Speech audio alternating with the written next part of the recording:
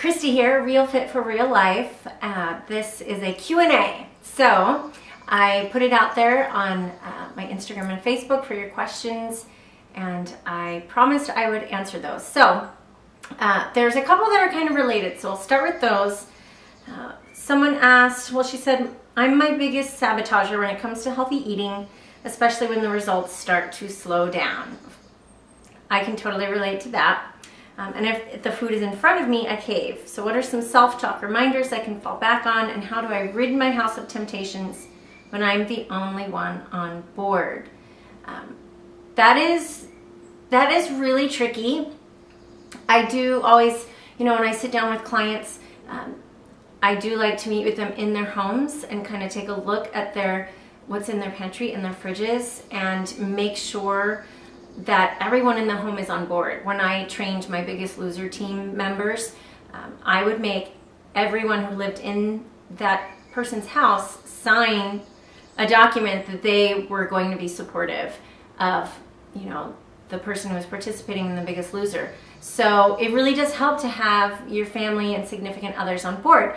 Now, that doesn't always happen. That's not the reality. I have kids who like sugar, and I have a husband who, has a mind of his own, and if he wants potato chips and he tells me go buy the good chips, which means not like whatever healthy potato chips, sweet potato chips that I'm buying, kale chips, it's not going to fly. So it's tricky.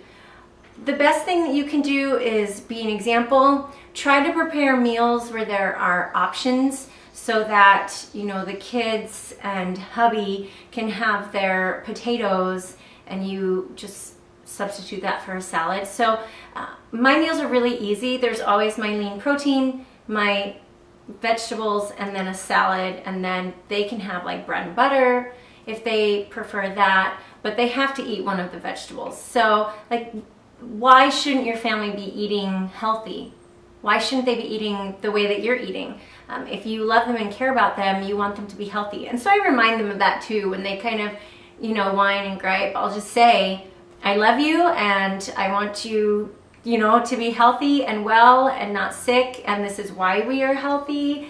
And, you're free to go have some treats sometimes, but in my house, and I'm buying the groceries and I'm cooking the meals. So you eat what I make. I'm not a short order chef. I don't cook something different for every kid.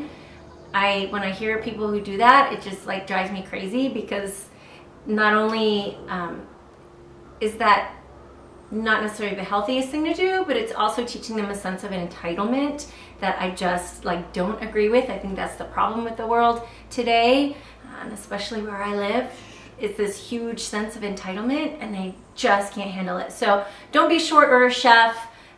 Get your family on board, and tell them, hey, I need your support, so help me out a little bit here. And in the end, you do have to be strong as an individual and want that goal.